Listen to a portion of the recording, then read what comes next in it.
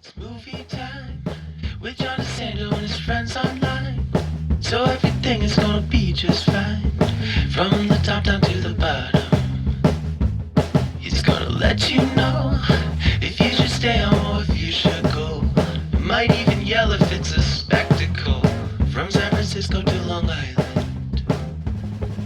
'Cause nothing's better than a motion video. It's Movie Time is produced and hosted by John DeSando. Listen to broadcast shows Fridays at 4:01 and 8:01 p.m. Read reviews and listen to shows online at WCBE.org. I'm John DeSando, And I'm Mary Yerina. and this is It's Movie Time. Well, Mary, it's early music time, and besides being one of my top reviewers, you also are a lady who's very familiar with music.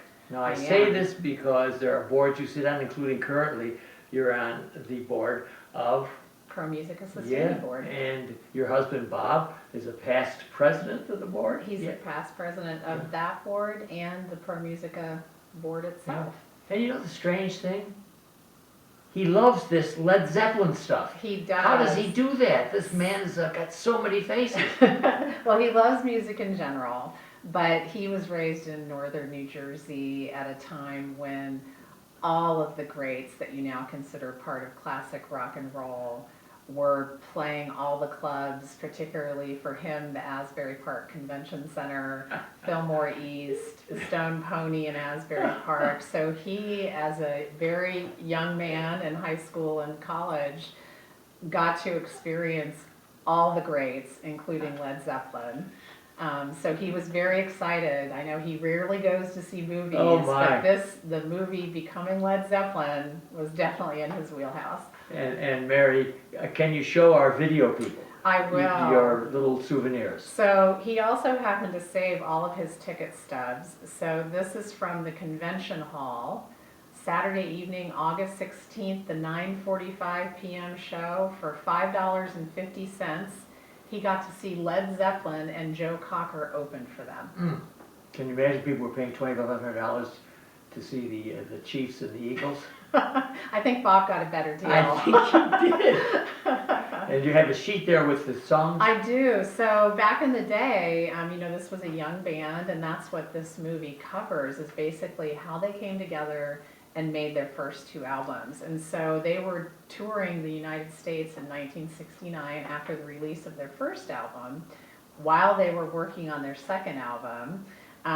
So they were really just going from club to club to club to club. And they played 7 songs that night, 4 of which were covers of others, and 2 of which they actually wrote themselves. And they also did an encore as well. So they opened with The Train Kept A-Rollin', which was the first song they ever recorded together. Good one. I Can't Quit You Baby, Dazed and Confused, which was a cover of a Jake Holmes song, which later became very much associated with them. They wrote White Summer, Black Mountain Side. Then they did You Shook Me, which is also a cover. And then one of their original songs, How Many More Times, plus Communication Breakdown. But lest people be disappointed, you're not going to have Stairway to Heaven. No, that was their 4th album, unnamed, although most people refer to it. Keep in mind that what you have are the first 2 albums through 1969. Yeah. And they even tell you in the title, Becoming Led Zeppelin. They do. So they're very specific, but I would have to say, if you love their music, you will love this documentary. I think. I would agree. I actually had to put in noise canceling or noise reducing earplugs. My husband did not, and he was rocking to this and totally loved it. It's in IMAX format.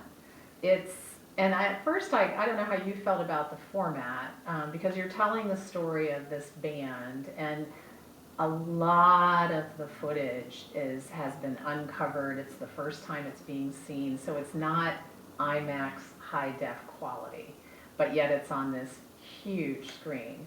And do you think that it's because of the sound that they put into I think it's partially because of the sound. I think they want you to feel like you're at a concert film. But when they did show the footage of, I think it was 3 or 4 of their songs, one, they showed them in their entirety. So you had these long Unusual. music pieces, very Yes, much so. yeah. And they wanted you to feel like, I think you were in a concert. And so it made sense that they used the IMAX format for that, where I thought it was less effective, although I loved the interviews that they did with the 3 surviving band These are members. 3 charmers. And Bonham legends. Right, Bonham is dead. Yes, The John drummer, Bonham. the acclaimed drummer. Yes. And they did have they had one interview, I think, that they. So he played. was very famous for not granting interviews, Boy, he did, but yeah. sometime during the 1970s, he did an interview for, I believe, Australian radio or That's Australian right, television. that's right, it was, yes. And Bernard McMahon, who had received numerous accolades for his project American Epic, which was a series of films documenting early U.S. root and folk music, probably about 100 to 120 years ago. Very well received lots of awards, and this was his next project that he pitched to Jimmy Page, Robert Plant, and John Paul Jones. And they, for the first time ever, agreed to have their story told in documentary format. So this is a rare opportunity to hear their story of how they came together. And I think it covers kind of the first 2 albums, because it's after the second album that they really became very established and successful. Because as we see in the film, they cut their first album, they go and sign a big record deal in the United States with Atlantic Records, and credit to Jimmy Page, he conceived of the album concept. Page is a pretty cool guy. And was smart enough to retain complete creative control They at did. a time when record producers and labels were not Mary, letting you're so them do right, that. this is authorized. Yes, This is, because you're not gonna see anything else right, other than this one. exactly. So it's curated in a way that, first of all, if you're into the history of how bad these boys were, you're not, it's not. This is now. before they became really bad. It is before and they were legendarily bad. Yes. But they don't, and I think you're right. Page has got real control over this. Well, and he and John Paul Jones, I learned a lot. I mean, I know Led Zeppelin's music because, you know, I grew up during the 70s and 80s, and so you heard a lot of Led Zeppelin music during that time, and Yeah. we're more familiar with their later reputations as opposed to earlier. But Jimmy Page and John Paul Jones were session artists, very well established, very successful. That's right. In fact, John Paul Jones had worked on several film scores, had worked on recording Goldfinger with Sarah Bessey. Yes, yes. And so I learned all of that backstory, and it makes you really appreciate it. It was the intention of Bernard McMahon, the writer and director of the film, to really showcase for young people that you can make your dreams come true, and the hard work that it takes to do that. And I think if your expectations are you're going to see the beginning to end story of Led Zeppelin, you'll probably be disappointed. But I think because there's no dramatic arc to them becoming bad. But I feel like there's a second part coming. Don't you? Bob said the same thing. Yeah. He said, I think they're going to do a sequel. And they don't have to. It doesn't No. promise that they're going to do that, but it's just waiting there Yes. for you to do it. For the rest of the story to be told, I would And agree. my theater, this was in Easton, was almost full. Yeah. And you said yours at Lenox.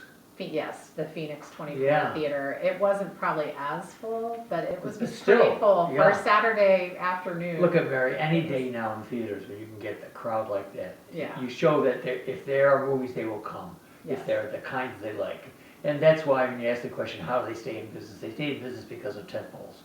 These are the ones that hold them up so that they can have littler films and we can enjoy them. And they do.